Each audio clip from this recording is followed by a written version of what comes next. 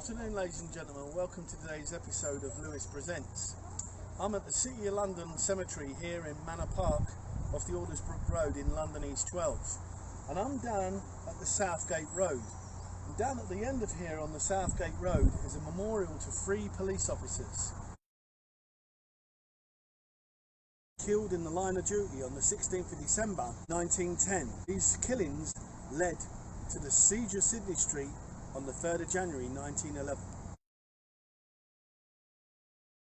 So now we've worked our way down the Southgate Road and we're actually at the memorial to the 3 police officers, Bentley, Tucker and Choate. The events that happened were on the 16th of December 1910 at 11 Cutler Street at 10 p.m. in the evening. A local jeweller called Max Val heard hammering and noises coming from the jeweller's next door that was owned by a Henry Harris. He got suspicious, and he had every right to be suspicious, because what was happening next door was anarchists, led by Gardstein and a Peter Piatkov, known as Peter the Painter,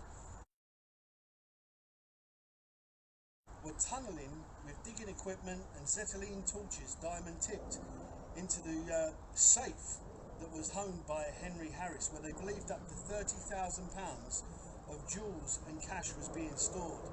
They were raising money to fund their group called Liesma back in Latvia. Max Val got the attention of a local police constable by the name of Piper. Piper had a look, he got suspicious, went back to Bishopsgate police station and came back with 5 other police officers. They knocked at the door and one of the gang members called Gardstein, not knowing what was being said to him, opened the door. The Latvian anarchists, armed with automatic weapons, opened fire on 5 unarmed police officers. 3 of those police officers that you see here now, Tucker, Bentley and Choate, were killed. 2 other officers, Bryant and Simmons, were injured, and so led a police manhunt that was going to take them 3 weeks later to Sidney Street, Stepney, London E1. 1911, January the 3rd. A date to remember in the annals of crime. The place, Sidney Street. I'm now at 100 Sidney Street here in Stepney Green, here in London East 1.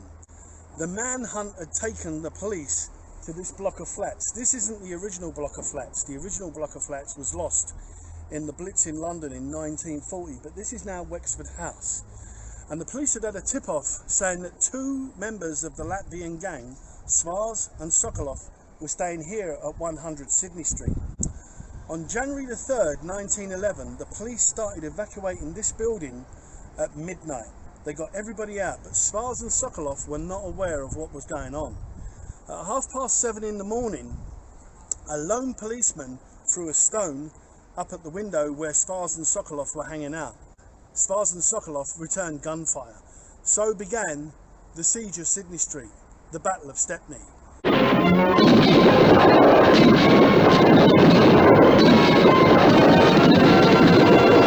The police were using weapons that were woefully inadequate for the situation that was needed. They were using Webley revolvers and shotguns that were only good at close quarters.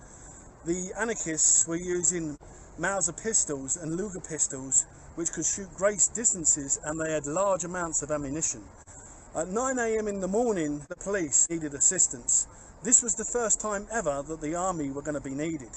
The Assistant Police Commissioner at Scotland Yard telephoned the then Home Secretary of the Liberal Party. It was Winston Churchill. He agreed that he'd bring in the army. At 10 a.m. in the morning, a detachment of Royal Scotch Guards turned up from the Tower of London, armed with Lee Enfield rifles that were more than a match for Svars and Sokolov. They could fire up to 2 miles range. Also, the Scotch Guards turned up with a Maxim light machine gun. At 11:50 in the morning, Winston Churchill came down to direct operations. And when the siege was going on, crowds were gathering everywhere. One guy was asking for $50, which was 2 and 6, just over 10 pence in today's money. and a shilling, 5 pence in new money, saying go up to the buildings and see the battle. Also, people turned up, seeing there was a chance to sell things. One guy turned up with a barra and was selling glasses of beer. You could have a glass of beer, go upstairs, watch the battle, while everything just burnt down and shooting was going on all over the place. Cafe newsreels were here and caught it all on camera. And that night, in the cinemas in the East End and the West End, people were watching the siege of Sidney Street. The first time ever that a newsreel had ever covered something that had happened that day and that was very fresh to them.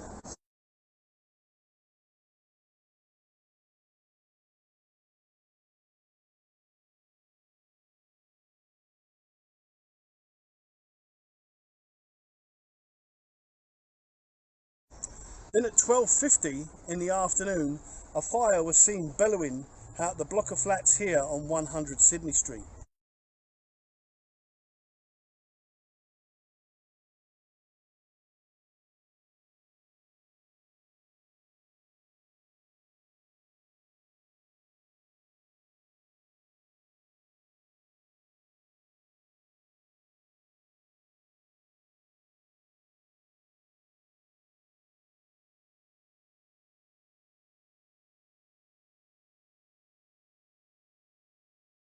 At 1:30 in the afternoon, Sokolov stuck his head out the window and was shot dead.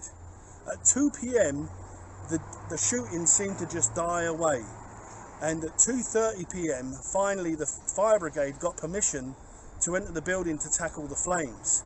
The police and the fire brigade went in together. Police Constable Brian identified the bodies of Spars and Sokolov. In the 110 years since the siege of Sidney Street went on, not much remains, but they have this wonderful plaque here to the fireman who died during the siege of Sidney Street, a Charles Pearson. At 2:30 in the afternoon, he went into the building here at 100 Sidney Street, and the building collapsed on him and 4 other firemen. At 2:40 p.m. in the afternoon, Winston Churchill left the siege. And at the same time, the Royal Horse Artillery were turning up with 2 13-pounder guns. Churchill had given permission that if Spars and Sokolov hadn't surrendered, they were going to blow these buildings down. But thankfully that wasn't necessary. So, on January the 3rd, 1911, the siege of Sidney Street came to an end. So this is now the 110th anniversary of the siege of Sidney Street, and not much remains from that siege that went on here 110 years ago. But this apartment block, Siege House, has been named after what happened during that period. Next door is Painter House and Peter House, named after the anti-hero of that day, Peter Piatkov, one of the Latvian revolutionaries who they believe fled to Paris and then eventually got back to Russia.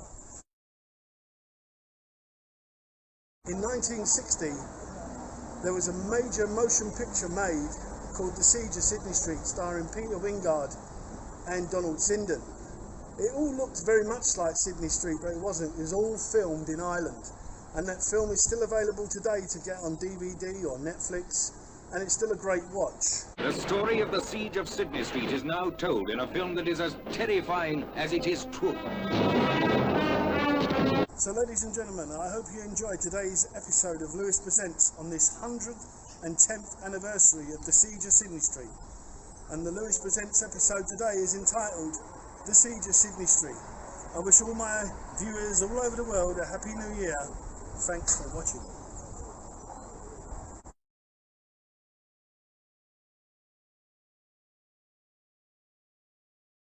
He's still fondly remembered here with this wonderful plaque here, dedicated to a true hero of that day during the siege of Sidney Street.